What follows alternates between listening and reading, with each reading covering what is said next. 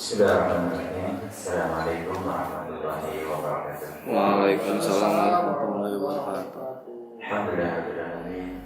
Salatu wassalamu ala nabiyina Muhammadin wa ala alihi wa sahbihi ajma'in. Amma ba'd.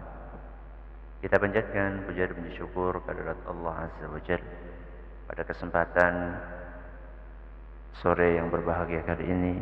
Kita masih kembali diberi kekuatan, kesehatan, hidayah serta taufik dari Allah Jalla wa Ala, sehingga kita bisa menghadiri salah satu di antara taman surga. Kita berharap semoga Allah Subhanahu wa taala berkenan untuk melimpahkan kepada kita semuanya ilmu yang bermanfaat, sehingga bisa kita amalkan sebagai bekal untuk menghadap kepada Allah Jalla wa Ala. Allahumma amin. Salat dan salam semoga senantiasa tercurahkan kepada junjungan kita Nabi besar Muhammad sallallahu alaihi wasallam, pada para sahabatnya, keluarganya, dan umatnya yang setia mengikuti tuntunannya hingga akhir nanti. Jamaah sekalian kami hormati, saya yakin masing-masing dari kita punya hobi. Punya. Dan hobi satu orang sama orang yang lain beda-beda.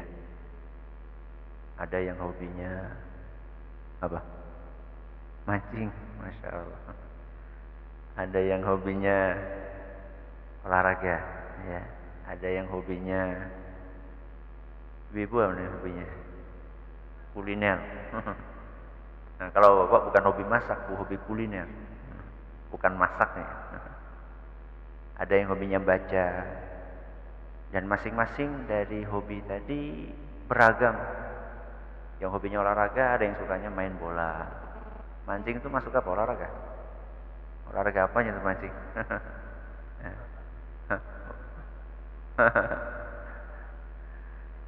Ada yang mancing, ada yang hobinya main bola, ada yang hobinya main tenis, ada yang hobinya renang, ada yang hobinya manjat gunung, ya.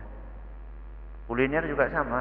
Kuliner ada yang sukanya makanan seafood, ada yang sukanya bakso.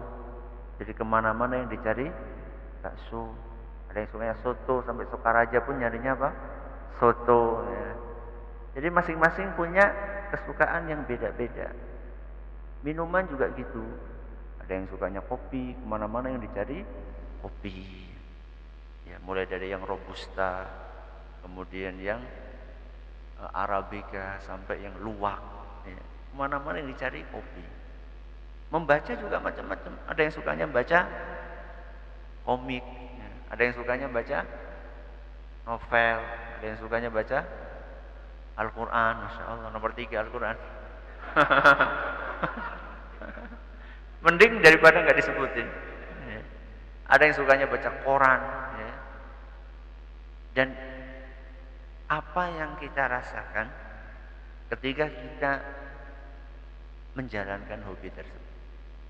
Rata-rata orang yang sedang menjalankan hobinya, dia akan merasa apa? Akan merasa senang.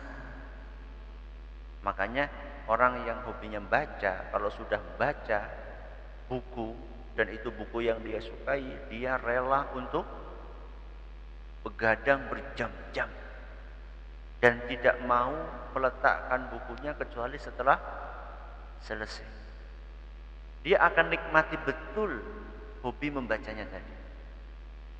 Begitu pula orang yang sedang menikmati memanjat gunung. Walaupun dia harus menyambung nyawa, walaupun dia harus berhari-hari manjat dan manjat, ketika dia sudah sampai puncak gunung Slamet, ini puncak gunung Slamet, ya, dia akan senang sekali melihat sunrise atau sunset. Serasa seluruh rasa capeknya itu hilang ketika dia menikmati apa yang sedang dia impi-impikan. Begitu pula orang yang menikmati kuliner. Ketika dia minum kopi kesukaannya itu, minumnya sampai apa? Sampai merem-merem. Minumnya itu sampai merem-melek, pokoknya enggak, seakan-akan lupa dengan dengan dunia. Intinya orang ketika menikmati hobi itu dia merasakan kenikmatan yang luar biasa. Jamaah yang kami tahu nggak bahwa di dunia ini ada namanya puncak kenikmatan. Dan kenikmatan-kenikmatan yang ada dalam hobi-hobi tadi itu lewat semua. Kalau sudah ketemu dengan puncaknya kenikmatan. Apa itu puncaknya kenikmatan? Sebuah keterangan disampaikan oleh Imam Ibn Rajab di dalam kitab beliau Jami'ul Ulumi wal Hikam. Beliau berkata, qala ba'duhum, sebagian orang-orang arif, sebagian orang-orang bijak mereka berkata, masakinu ahli dunia, orang yang paling miskin di dunia. Ya, supaya kita tahu orang yang paling miskin itu siapa. Gambarannya orang yang paling miskin adalah orang yang rumahnya gede, yang nggak punya kendaraan, yang alas rumahnya masih tanah. Itukah orang yang paling miskin? Kita dengarkan apa yang disampaikan oleh beliau. Masakinu ahli dunia, orang yang paling miskin di dunia. Kharaju minha wa ma dhaku atyaba ma fiha. Orang yang paling miskin adalah orang yang meninggal belum sempat merasakan sesuatu yang paling nikmat di dunia. Orang miskin, orang yang paling miskin adalah orang yang keluar dari dunia, meninggalkan dunia ini belum sempat merasakan yang ternikmat. Nah, orang kaya akan mencari tahu apa sih yang paling nikmat. Dia pikir makanan yang ada di Eropa, dia pikir mie yang paling mahal di Cina. Satu porsi harganya berapa? Kemarin saya baru baca di berita, satu porsi, ada sebuah restoran di Cina, satu porsi mie sapi harganya berapa? 4 juta. Ya, satu porsi, satu mangkok, Masya Allah 4 juta. Ya, bisa makan 1 bulan itu.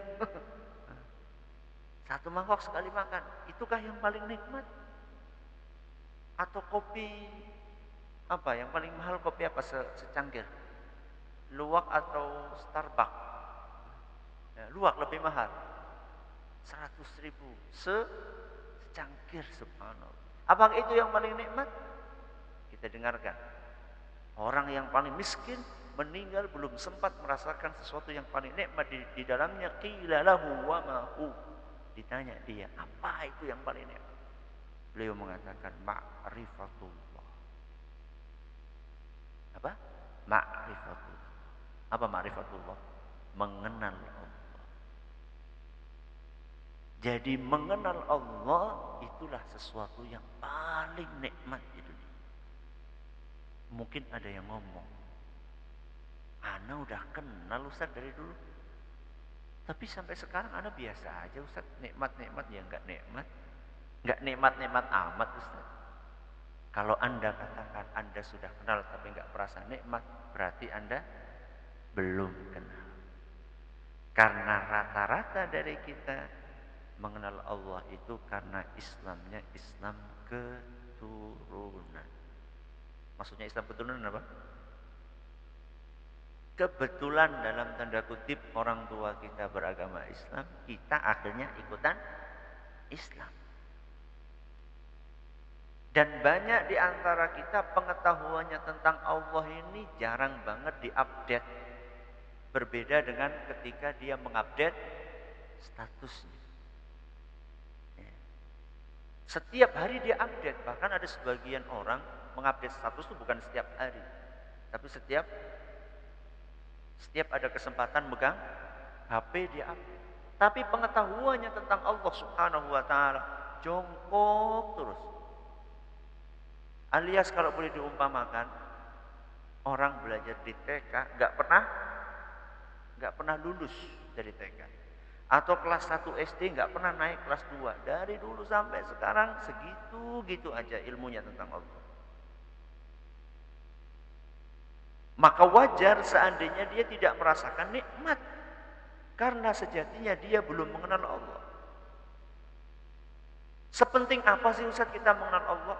Jadi kita pembahasan tentang ma'rifatullah ini akan kita bagi dalam beberapa poin. Poin yang pertama, mengapa kita harus mengenal Allah. Ini poin yang pertama. Poin yang kedua, mengenal Allah itu apa sih? Ma'rifatullah itu apa? Poin yang ketiga, bagaimana cara kita mengenal Allah. Udah berapa tuh? 3. Poin yang keempat, apa sih yang harus dikenal dari Allah? Ini poin yang keempat. Poin yang terakhir, mengenal Allah itu bukan sekedar teori. Mengenal Allah bukan sekedar teori. Berarti ada berapa poin? Ada 5 poin. Nggak tahu nanti kita, pokoknya kita ngalir aja sampai waktunya kapan gitu ya. Sehabisnya waktu ya kita berhenti, nanti kita lanjutin. Tapi insya Allah dalam 3 sesi akan selesai insya Allah.